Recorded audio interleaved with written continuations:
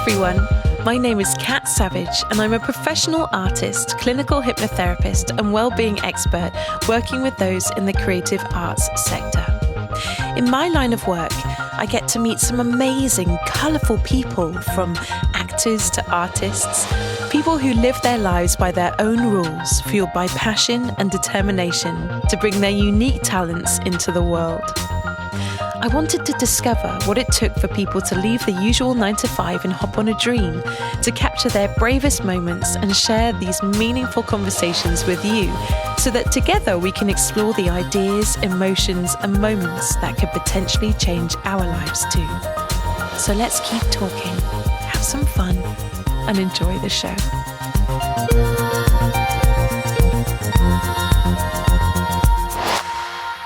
This week on the show, we speak to makeup artist and Instagram influencer Ruby Hunt. Just shy of 80,000 followers and climbing, Ruby has worked with some of the biggest makeup brands on the planet, including Benefit and her own personal favourite, Bare Minerals. But there is more to Ruby than meets the eye. Working with children by day and doing everything from makeup to her own camera work by night, Ruby confesses that she is still learning about how to combat her insecurities and talks very candidly about her own personal trials with being an online presence, how she is building her confidence, and like most people in their 20s, living a life on social media and a life outside the lens. And in case you're wondering, yes, she will also be giving us some hints and tips for a great summer makeup look. It is with great pleasure that I introduce you to the incredibly talented Ruby Hunt.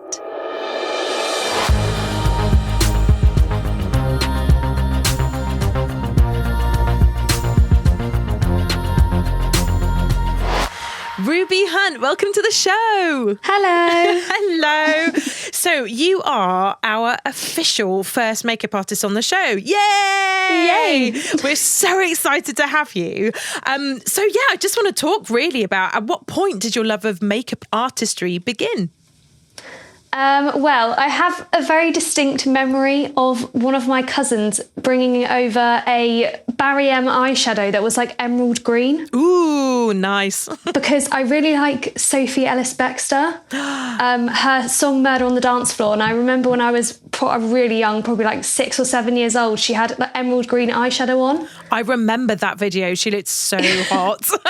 Yeah, and then I think from there I just started loving eyeshadow, and then that was my first ever piece of makeup. And then I bought magazines with, I remember getting a Rimmel London concealer in it, and that was just me gone. I'm so with you. Like, Rimmel was like my makeup of choice, especially when I was younger. Their Heather lipstick is like gone down in the 90s as like one of the lipsticks of all time. So good choices, my friend. So I was going to ask, like, can you remember the first time you ever bought makeup? But that's clearly what you bought. How did your mum react to this crazy emerald green eyeshadow that you were bringing home? Well, I just remember it sitting in my cupboard for a really long time. I actually didn't even put it on. I just sort of used to rub it on my hand and stare at it and be like, that's pretty. And then I actually not already put it on. So I actually still have it now. That is so cool. I remember doing exactly the same thing. Like, if I can remember this, talking of Rimmel, there was this eyeshadow, which was, I think it was called like Crushed Shell. And it was kind of like a shimmery, white, pearlescent type of eyeshadow. And I did exactly the same thing. Like, I would just put it on like my nose or on my cheeks, a bit like how we use highlighters now, just so that I could shimmer like a mermaid. It was it was terrible, but anyway. You were ahead of your time, because now everybody does that. I know, right? If only I'd learned how to do it properly. Anyway, so how have you learned what you've learned? Like, how have you been on any courses, or are you self-taught? So I went to a college near me when I left school. And I did theatrical hair and makeup because I did want to do special effects makeup. At one point, and then I didn't really learn very much, to be honest. I sort of knew it all anyway because I'd just watched YouTube tutorials for years and years and years. But I went and I got my qualification, which is amazing. I made lots of friends, but I mainly think I'm probably just self-taught and I practice and practice. Yeah. I mean, like talking about some of your special effects stuff, like one of my favorite things on your Instagram is that sort of burnt hand that's on your face and you've got like a zipper like up your nose. I can't even describe it. It's insane. It actually looks so real. So clearly it must have rubbed off on you a little bit. Yeah. Yeah, I remember all the teachers sort of just ignoring everything that I had to say because quite a lot of the time I would correct them. And they didn't really like it. And then a couple of times they ended up on Google and no, I am right about that. Felt like I should have been the teacher. Maybe one day you will be. So where's the best place to start if people are interested in getting involved in makeup? Like who were the people that you sort of followed on YouTube and Instagram when you first started? I went straight into watching YouTubers from America because at the time, most of the makeup artists that just all of a sudden blew up were American. So a man called Manny MUA and a woman called Nikki Tutorials, I used to watch them religiously. And there was a young girl who was sort of the same age as me and she's Han X Renee on YouTube and she did really natural looks and I learned lots of things about everyday makeup from her. I need some tips on that. I'm going to have to talk to you after the show just to get some of my own tips. I'm like totally into this girl called Bailey Sarian. Have you heard of her? She does does she do... Is she the lady who does podcasts about murder and things? Yes. So she does Murder, Mystery and Makeup Mondays. Like she's just brought out a new one today and I was just obsessively watching it this morning. But I'm absolutely obsessed with her because she'll do like a really cool look as she's telling you like a murder story. Absolutely obsessed. So yeah. Yeah, I always see them on Facebook and end up watching them. They're very interesting. It has you hooked the whole time and then you just end up going through and accidentally spending hours watching her. So you seem to have like a real flair for eye makeup in particular. Where do you draw your inspiration and how on earth do you come up with your colour combinations? A lot of the time I do just stare at an eyeshadow palette for a very long time before I even come up with any idea. But I take a lot of my inspiration from nature. Oh, really? Flowers. Yeah. And I was watching a David Attenborough programme the other day and there was a bird on there. That was really beautiful and I ended up taking a picture of it and doing an eyeshadow look inspired by the bird's colours. Wasn't that like literally like yesterday or the day before? Yeah, well, I was watching it with my mum and dad. Oh my goodness, I know the bird you're talking about. And it's kind of like got this like bright yellow chest and like this greeny, purpley blue like middle. Is that the one that you're talking about? Yeah, and under its wings was a lovely colour as well. So I took a picture of it and I went straight to my room and ended up doing a look inspired by the bird. That is so cool. Oh, I just love to be in your head for like one day. I think it must be in crazy colour. But that, I mean, they say that there's like a science to sort of like complementary colours, but do you sort of just go with your natural flow then and take that inspiration just from nature? Yeah, well, there's so many makeup artists that I've ended up getting to know and following on Instagram anyway. So quite a few of my looks are inspired by them and then I put my own little flair on it. But there's lots of things I just end up coming up with a couple of things when I'm at work and just writing it down and then coming home with a note with a look that I ended up making up while I was reading a nursery rhyme or something. You can take your inspiration from anywhere, can't you? Yeah. It must be so hard to like walk into a room and not check out other people's makeup. What is the biggest mistake you constantly see and how can people fix it? So, to be honest, I find myself not really looking at other people's makeup as much because I was absolutely horrendous when I was younger for having an orange line around my chin and big block eyebrows. I was well known for a good few years for having very dark eyebrows that everybody loved. Eyebrow. I remember it. It's like two big chocolate blocks over people's heads. Yeah, well, everybody loved them because I did a gradient, so it was a bit different to everybody else's. So it was light to dark. But I look back now and I'm like, oh my word. So I think the biggest tip that I have for everybody is just blending. Blending. I will keep this in mind. And being really soft with your brushes, holding them from the end, not from the tip. So basically I'm doing everything wrong because I like literally I'll put my hand just behind the head of the brush and kind of almost like stir my cheek up with some like blusher and stuff like that. I end up looking like a weird clown, but there you go. There was a tip that I learned a while ago, which is if you hold the end of the brush and you put your pinky finger out It looks very posh while you're doing it, but it does work. And circular motions always, never ever do sweeping motion, otherwise you end up with choppy eyeshadow or choppy makeup. I'm literally doing that as we're talking. Like, I'm holding my microphone and my pinky finger is up and I'm just moving it around and around. I'm so trying that later. Thank you for that. Can you remember the first time that you thought, wow, this is something that I just want to do forever? I can actually. I got reposted by a big brand, and it was the first look I ever posted wearing eyelashes, because eyelashes are just that thing that I don't have much love for. I finally put on a pair, and then that look that I had used a pair of lashes in got reposted by Violet Voss, and I'd used their eyeshadow palette. And then from that moment, I sort of thought, I think I can probably get somewhere with this if I just stick at it and try hard. From what I can see online of you, you've just got such precision and great angles and you look fantastic. In fact, you've become quite an influencer, haven't you, online? What do you think your followers learn from what you do? I'm really trying to get into tutorials so I can teach people properly, because I feel like there's only so much you can learn from a photo. Yeah. But I think colour coordination and different combinations that you can use, and also showing that you can just shove any colours together and they do have the opportunity to look really nice together. That's what I try to get across to people. It doesn't always have to be colours that you would typically put together. So when do you think you'll start doing your makeup tutorials? I have been trying. I'm not, every time I do one, I just don't like it. I want it to be perfect.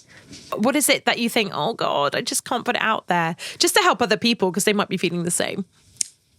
I think people expect me to be really good at it, because I've learned my angles with my photos, and I finally got to a place where I think, that looks nice. Like, I'm really satisfied with that photo, but I cannot do the same with videos at all. There's just not one part of me that can get the right angle. Every time I look at my face, I start laughing.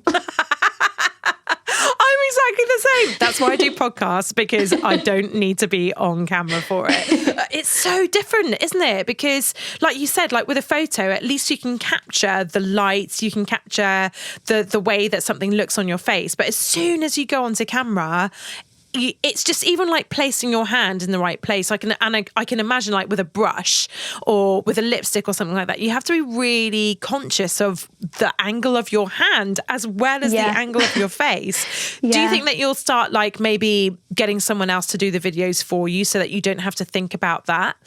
I have had my mum and my sister offer to do my videos for me. I think I just get too embarrassed. I don't go out with eyeshadow on. Right. I've never left the house with eyeshadow on, so I don't actually like people seeing me with it on, even my family. So I don't really want them in the room with me while I'm taking pictures. I don't think I could have them sit there and watch me for 2 hours.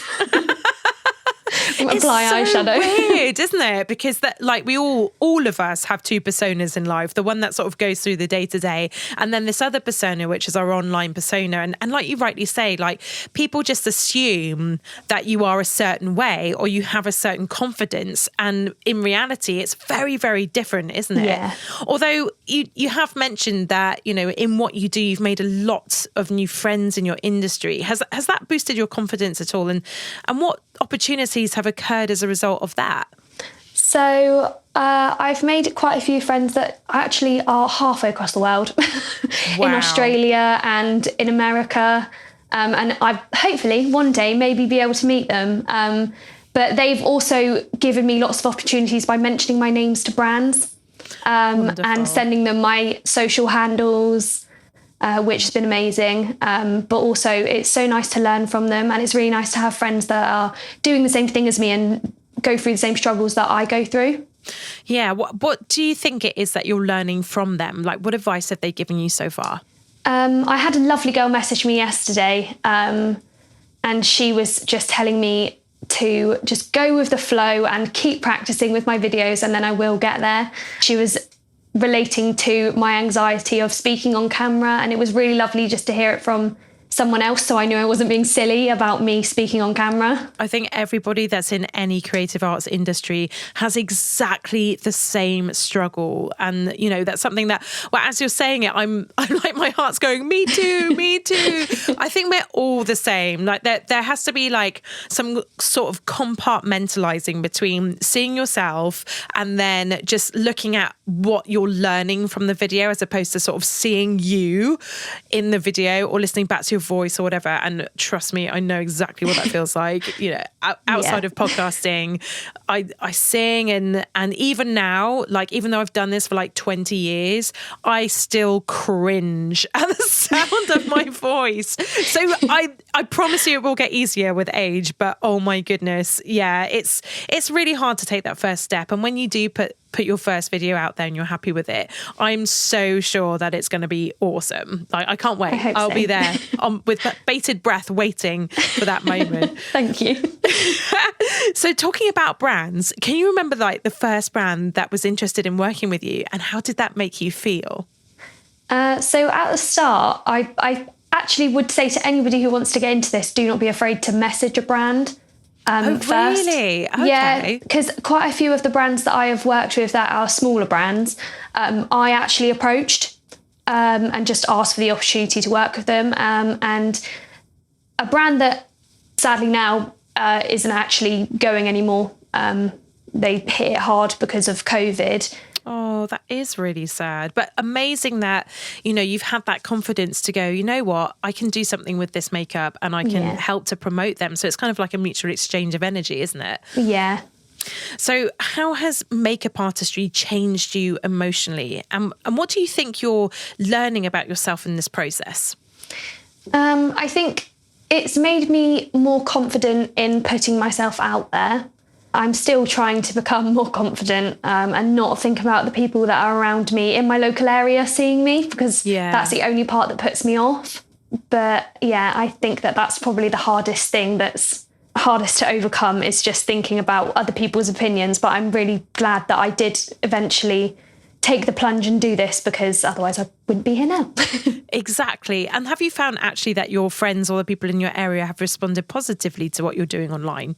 My closest friends, yes. Yeah. Is it hard? Do you get a lot of jealousy? I think it's more the opportunities that I've been given that a couple of people don't really respect. Yeah, it's been very hard to listen to some comments and keep them aside, especially when I put myself out there every day posting pictures and I know exactly what people are thinking. Has anyone given you any advice on how to handle that? Because I'm sure a lot of people, especially in your age group, have to face this on a day-to-day basis, just on their usual social media. So what advice have you been given about how to handle that? And what advice would you like to pass on to other people listening now? I think that the best advice I've been given is probably by my mum and my friends, and just saying that it's purely just jealousy of a talent that I have, which is just the simplest way to put it, which I think a lot of other people probably have. They just don't know it yet. Yeah. I think just to carry on as you're going and be proud of yourself, even all the obstacles that are being thrown in your way. I just think anybody who wants to do this should just go and do it and make the page that you want to make, and don't think about everybody else's opinions. So talking about some of your ambitions then, because, you know, you have put yourself out there, you are growing in confidence, and, you know, obviously you're getting a lot more people that are following you online.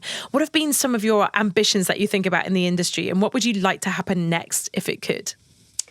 So I would love to go on a brand launch where a couple of them take you on holiday. Wow. I know some girls who have ended up going to America just for brand launches where they've launched a new product. That would be amazing. But I just think I would like to start to generate some money and some income just to help me along the way, and eventually do this as maybe a part-time job where I'm content creating, but also I still get to work in the field and job that I'm working in now, because I don't think I could give up working with children. Oh, you're adorable. You're not only beautiful, but you also want to help the world. That's so awesome. Well, I keep my fingers crossed for you because I'm pretty sure it will happen at some stage. Thank you. What you do is awesome. So what is one common misconception about you? And we've talked a little bit about you, people assuming that you might be more confident than you are. But what is that one thing that people often get wrong about you? People think that because I've managed to generate quite a few followers that I'm quite stuck up. But it's completely the opposite. Yeah, it's completely the opposite because actually I don't talk about makeup really. I mean, when people ask me about it, I'll speak about it, but it will be a very short conversation. I don't bring it up in general conversation or speak about my page to people. Lots of people that I know don't actually know that I have a page. That's crazy because you think that, someone like yourself would really want to promote it and be really super proud about it and all the rest of it. But it's nice to hear that you are humble with it. But equally, if you could tell these people the truth, like what would you want these people to know? If they could listen now, what would you want them to know? Just that I'm not a stuck-up person at all. I'm very, very thankful for all the opportunities that I've been given. I did not ask for this. It just happened. And that's the thing with talent, though, isn't it? Because you can't control what happens once you put your talent out online. You can't control what the result will be, and that's something that I feel quite passionately about as a woman, because I do feel that women are sometimes berated for putting themselves out there, which is vulnerable in this society anyway. But then, like you said, people respond with either jealousy or they think you're stuck up or something else, when really it's your talent that's got the attention. Yeah, I've had quite a few hate comments, and when I have replied to them, which I don't reply to them anymore, people have told me that I've put myself out there, so I need to be ready for hate, basically. Isn't that awful that that's the way that society is responding, when really you should be ready for success and ready for happiness and ready for opportunity? Well, hopefully you can be one of the pioneers of change in that respect. I hope so. That'd be nice. So for new makeup artists out there, what do you wish you'd known before you started on this journey? That it's not easy, and that some looks I do not do well at all. So not every look is going to do as well as the one you previously did. Sometimes it won't even get 100 likes, whereas the one before got 3,000 likes. So I think just to be persistent and believe in yourself even when things fail. Great advice, love, great advice. So what have been some of your makeup career highlights so far? Benefit Cosmetics, definitely. They were my first paid post, which was amazing. Wow. And that was sort of a turning point for me because I never thought such a big brand would even notice me, let alone want to pay me for content. So that's amazing. How did that come about? I was doing my makeup and I randomly got an email and I screamed so loud that my sister went, "Is there a spider?" And I was like, "No, Benefit Cosmetics have just emailed me." She was like, "Oh." Oh, them. Yeah, she was not bothered that small at all. and common brand.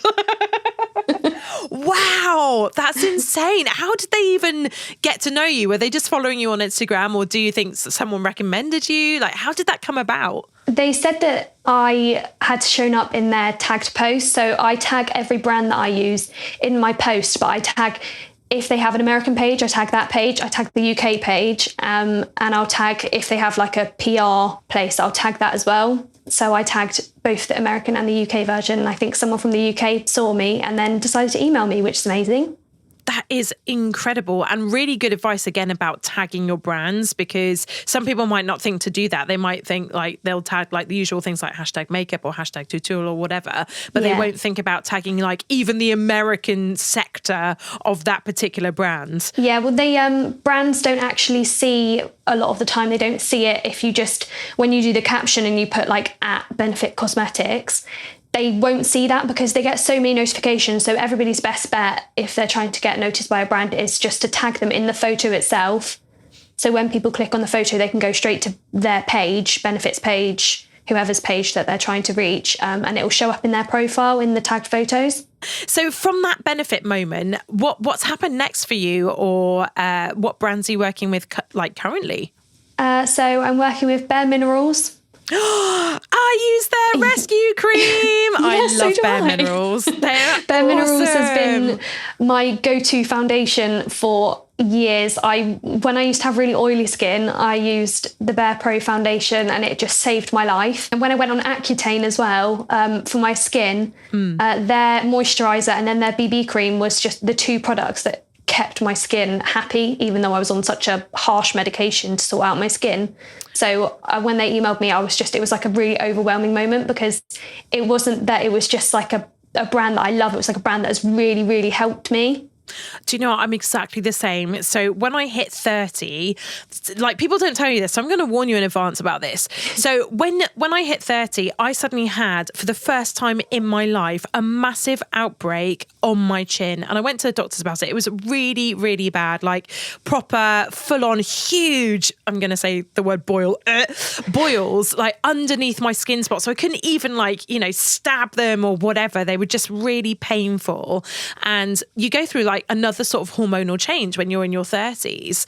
And I had no idea about this. And I tried everything and it really, really knocked my confidence. So I can absolutely feel for you in terms of, like, you know, having to go on Accutane and things like that. And then again, a bit like yourself, my friend was like, you need to be using Bare Minerals. And I don't know what it is in their combinations. Maybe it's just that they're really light and clear and clean.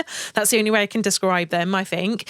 But yeah, it totally and utterly, like yourself, saved my skin, and I've used it ever since. Yeah, same. God, kudos to Bare Minerals. We love you. We love you. That makes me so happy that you use that brand. Awesome.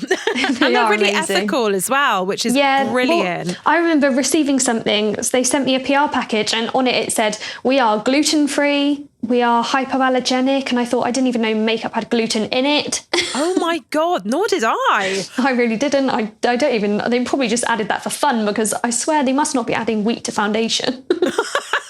Well, I suppose if it's like a natural product, maybe it's like taken from wheat or taken from...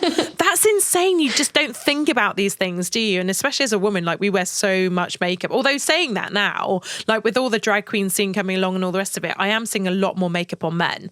So I'm going to ask that actually, like, what tip would you give to men who want to wear makeup? Like, what should they be going for to accentuate their eyes and to use on their skin? I am a sucker for a man wearing black eyeliner. Eyeliner on men. That's the thing. That is such a sexy thing, isn't it? Honestly, it's amazing. It's sort of, say if like a man walked towards me with long hair and eyeliner on, it just should be like a pirate. It'd be amazing. Like, it's such a good look. But to open your eyes, I think a cream coloured eyeliner or a white eyeliner and bronzer. So simple, but so effective. I have no clue about brushes, how we should be treating the skin around the eye. Like, what do you use? What tips can you give us for, like, removing eye makeup correctly after we're done? So I don't use anything fancy, really. I don't use makeup wipes because I find that it actually just drags the makeup around your skin and it doesn't end up coming off properly. But the Nivea eye makeup remover, which is oil-based, is really good because it's really gentle on the skin. You don't need very much. So that's probably my best tip as well, and it's really good for cut creases as well. So how do you, like, apply it? Do you have to, like, warm the skin or wet the skin, or do you just slap it on and hope for the best? Well, I always go and use a makeup balm. And warm it up in my hands and go to the sink, and I look like an absolute mess because half of it I just end up with whatever colour eyeshadow I've done. I just end up with it all over my face. So I just rub that with my makeup balm, and then with whatever's left I go in over my eyes, because I quite a lot of the time, depending on what I've done, have eye glue, eyelash glue everywhere. So when you're saying makeup balm, what products are you referring to? Is this the Nivea that you're talking about, or is that something completely different? So there is a balm by Clinique. I believe it's called Take the Day Off. Okay. But they're really good because they're so gentle on the skin and they have no fragrance in them either. And you only need the tiniest bit and it just takes your makeup off completely. Wow. That's so cool. I always go in with one of them. Nice. There's another one, pretty sure it's called Zero, and that's very good as well. But they're becoming very popular, so they will be coming out all over the place soon, I think. I love it. So I am a massive fan of RuPaul's Drag Race. Hashtag RuPaul's Drag Race. Their makeup, like on the drag queens, is so impeccable. And it just seems like so easy for them to do. What is an easy way to make your eye makeup a little bit more dramatic? And how can you make your eyes look that little bit bigger than they are? Well, I feel like I have quite big eyes anyway, but I like to elongate my eyes and sort of drag them out to the corner of my face just underneath my eyebrows. But tape is the best way that I can explain to anybody to get sharp lines like they do on RuPaul's Drag Race. If you use tape just on the corner of your eye, bring it just up to the bottom of your eyebrow, you have a really sharp line and it makes your eyes look really big as well.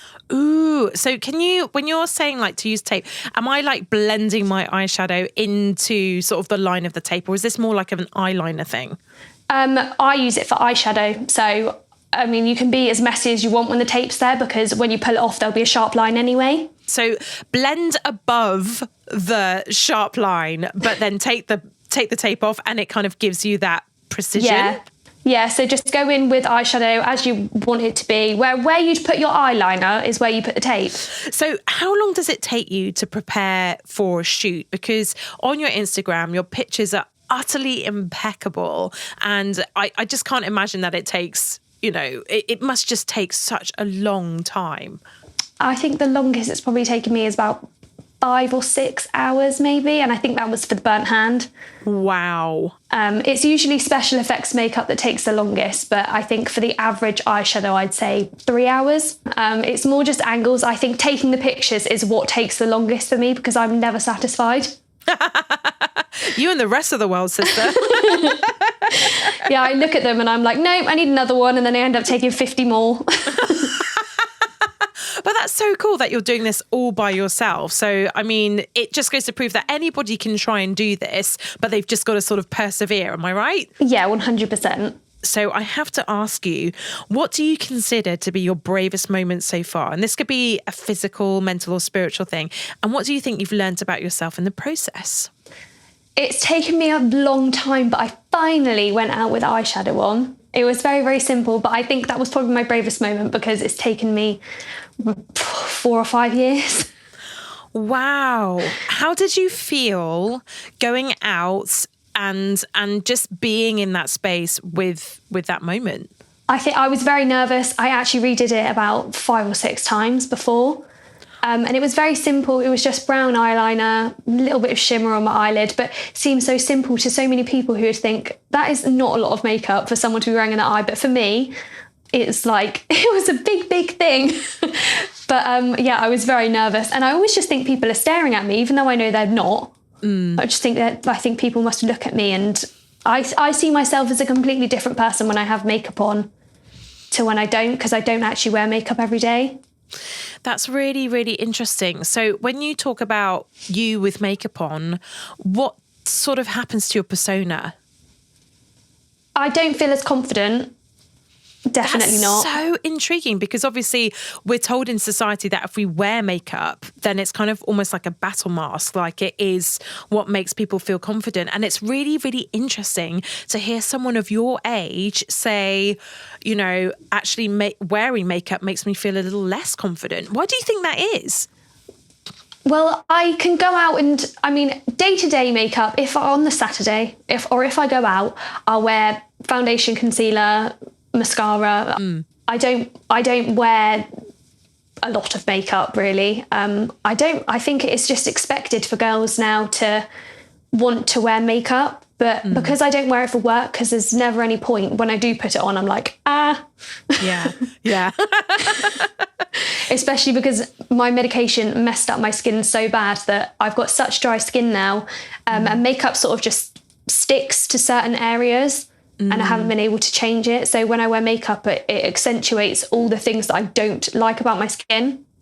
That's so interesting. And I'm sure a lot of people that are listening to this now will be going, yes, that happens to me too. That's exactly it. I know that my cousin Nick, shout out Nick, she doesn't wear any makeup because it clags up her skin. So she'll literally, and I was like, what are you talking about? It clags up your skin. And she's like, look, and she put on some foundation, and then about an hour or so later, she was already breaking out. So for some people, the act of putting on makeup is kind of preposterous because they're like, honestly, it's just not going to happen for me. So in terms of the natural look, the thing that makes you feel most confident about your skin, what do you recommend? Like for those girls that don't really like wearing makeup or don't feel confident in makeup, what would you say to try? There is a product, it was discontinued by Urban Decay, but I know that there are dupes out there. I don't know the name, but it was an optical illusion primer where if you rub it in your hands and then put it on your skin, it adjusts itself to the tone of your skin and it evened out your skin tone. And it was my go-to for when I didn't want to wear makeup, because even now, if I go to Sainsbury's, I'll cover up my bags, I'll cover up some of my spots because I've started breaking out again because of masks. And that's it. But I think BB creams are amazing as well. And also The Ordinary do a really good foundation, which is becoming quickly a best-selling foundation because they're using the formula which is in a lot of their serums. So it's really good for skincare and it's really lightweight. So it makes you feel like you're not wearing any makeup at all. Wow. Does it have a name, or is it just like you just go The Ordinary foundation? It's their only foundation. So if you typed in The Ordinary foundation, it would come up. It's just in a little clear bottle. But they have an amazing shade range as well. That's really, really good to know, because I know that for some people of colour, it's really hard to find those shades in their skin tone. So do you reckon that The Ordinary would be good for those skin tones as well? Yes, I do think so. I know that Bare Minerals is also amazing for their shade range in the Bare Pro foundation. So coming back to your brave moment a little bit more, you know, stepping out in eyeshadow, you're kind of bringing your persona from Instagram out into the real world. So what was going through your mind when you sort of like stepped out into the world with it? Did you sort of feel a bit panicky, or did that sort of settle down as the day went on? Well, I went for a walk with my boyfriend, so we sort of walked, and a couple of times I thought, are people looking at me? But then I thought, no, they're definitely not. I'm not the thing that they're looking at right now. It was all in my head. So yeah, I was a bit panicky, but I actually have started wearing eyeliner out every time that I go out now. Awesome. So I think it was just that one initial step that I needed to make, and then it just changed my mind about it completely. But I find myself a lot more confident in wearing eyeliner if I'm using an eyeshadow and not an actual eyeliner to apply it. So like what are you using at the moment? I use a Benefit brow eyeshadow. It's from their Browsings Pro palette, and it's just a light brown shade, and I just use that.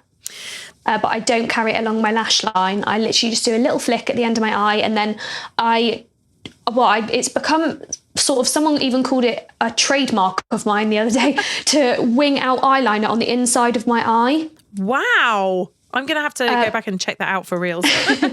Yeah, I do a little, it's almost like a triangle on the inside of my eye. I did it once, and then I just remember thinking it looks really nice, and it also makes your eye shape completely change. So finally, we are about to come into summer, and I just want to know what your 3 items should be this summer to sort of spruce up your makeup, and how can we prepare our skin for that summer sun?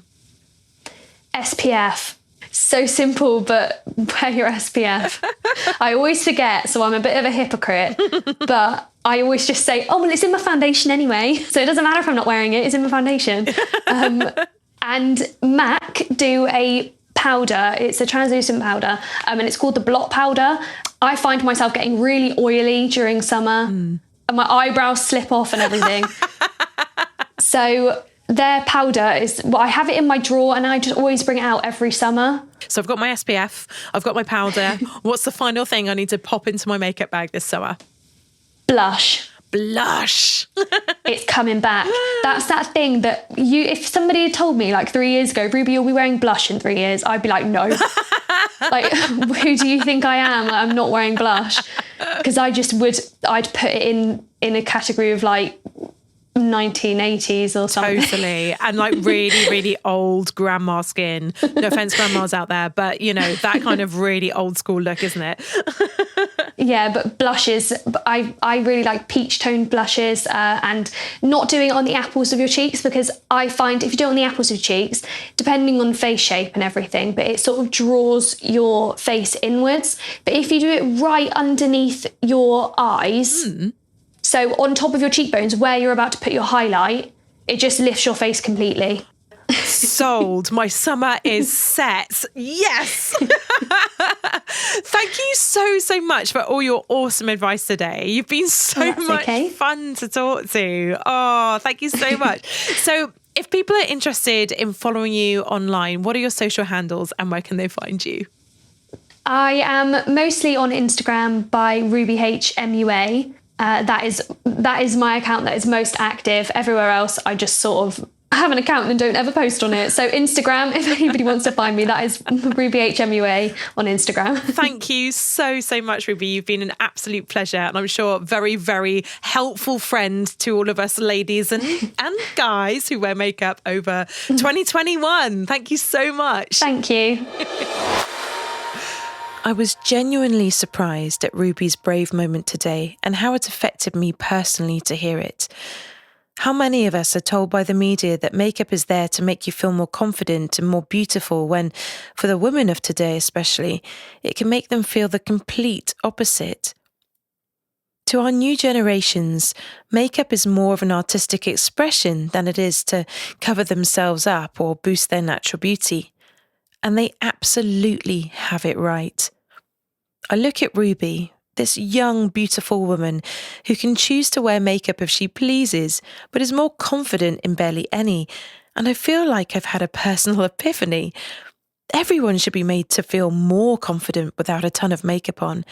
And if we do decide to wear it, isn't it better to look at an eyeshadow palette as a paint palette that we play with for fun, as opposed to something that makes us feel more like, well, us? I'm glad for Ruby that she now has a little more confidence in herself, that she can now make a choice on how she represents herself in the real world. And maybe her artistic talents, those long hours that she puts in to create beautiful online content for us to look at, have taught her that you can safely cross your online skill set into reality if you want to. But as she says, she doesn't really need to. I'm going to take a leaf out of Ruby's book and try going out with less makeup on and see if I can be just as brave. And believe me, it's not as simple as it sounds for many of us in the public eye, be that on a local level or an influential one. I guess the only way to change that is to remind ourselves daily that our own natural beauty should be where our confidence starts, and makeup should be a personal choice, not a necessity for that confidence. If you take a look at Ruby's account, you can see just how talented she is.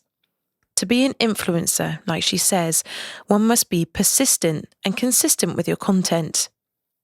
Being a young podcast, I'm learning very quickly just how much work, time, and dedication it takes to put yourself out online, and it is brutal sometimes. There have been some days where the resistance to do another 6 or 7 hours of editing, recording, scheduling have been the last thing I've wanted to do.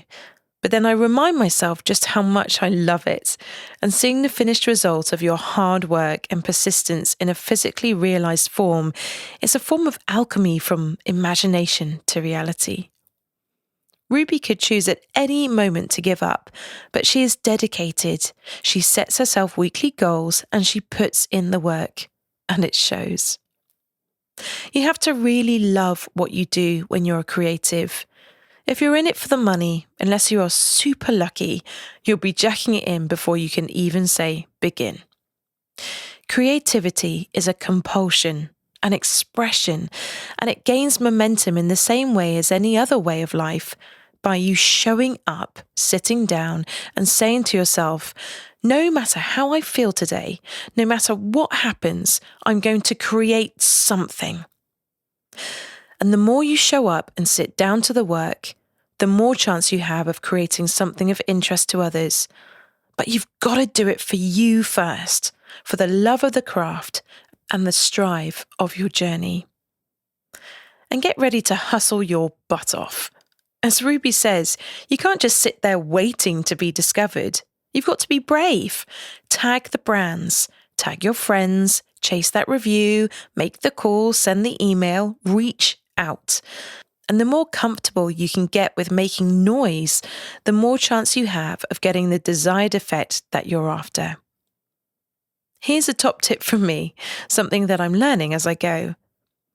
The people you think are out of your league are exactly the people you should be in contact with. And guess what? They're just people. They may work for exciting brands, or they may be in an arena that you aspire to be a part of. But at the end of the day, they are just people with homes and shopping to do and feel just the same about life as you or I. And if you ask nicely, will respond in a way that anyone would respond to someone saying, "Hey, I love what you're doing. Can I represent you, interview you, paint you, photograph you? How can I serve what you're doing?" No one, unless they are a total jerk, is going to turn down an opportunity to share more of themselves in the world. Tag the brands, do a good job with representing them, and you will find that mutual appreciation.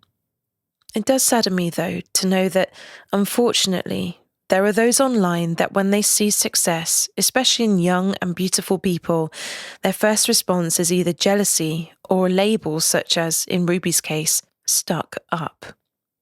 Luckily, Ruby has a great support network to help her deal with such snide remarks. But for some who are just starting out, that online or even local experience can sometimes be enough to destroy someone's confidence or idea entirely. It is a sad state of affairs that we live in such a world that a few individuals find their attention by tearing others down. Creative people need a thicker skin than most because we are coming up with ideas or doing things out loud that others can only dream of. And for some, that can elicit a strong reaction. Mostly that it may reflect exactly just how little they have done with their own creativity. Of course, it's important to report explicit or threatening online behaviour for what it is, but if it's a snide comment or a passive-aggressive action, try your best not to let it get you down. As Ruby says, make the page you want to make. Represent yourself how you see best and crack on with it. For every negative individual out there, there are 100 positive people that will give you support, especially other people who are trying to do online exactly what you are doing. And Ruby shows us that she has created a worldwide network of new friends in the makeup artistry arena, only too willing to help her out. So don't be afraid of beginning your journey and let negative comments leave your mind, just as water leaves a duck's back. Finally, there is no one way to do things online. Isn't that great? We have the entire world at our fingertips, and everyone does it differently, from Issa Rae finding fame through YouTube and Facebook streaming, to Bailey Sarian mixing true crime stories with her makeup tutorial.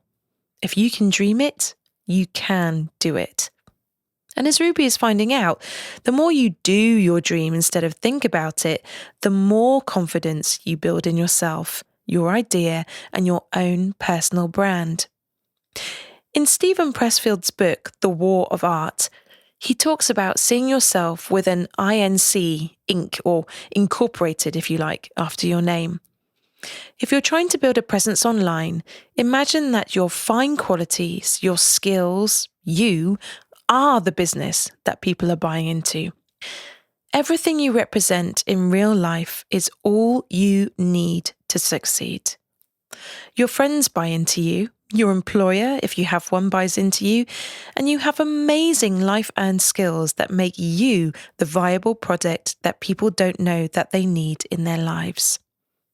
Don't be afraid to be your own brand, your own business, and build yourself up online in exactly the way you want to represent yourself. In this vast, vast network that we have, you will be of immense creative value to someone else. But first, being of value to yourself is the most important thing.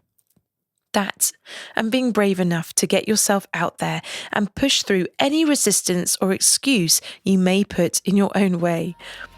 As Stephen Pressfield says in the same book, the amateur believes they must first overcome their fear, then they can do their work. The professional knows that fear can never be overcome. They know there is no such thing as a fearless warrior or a dread-free artist.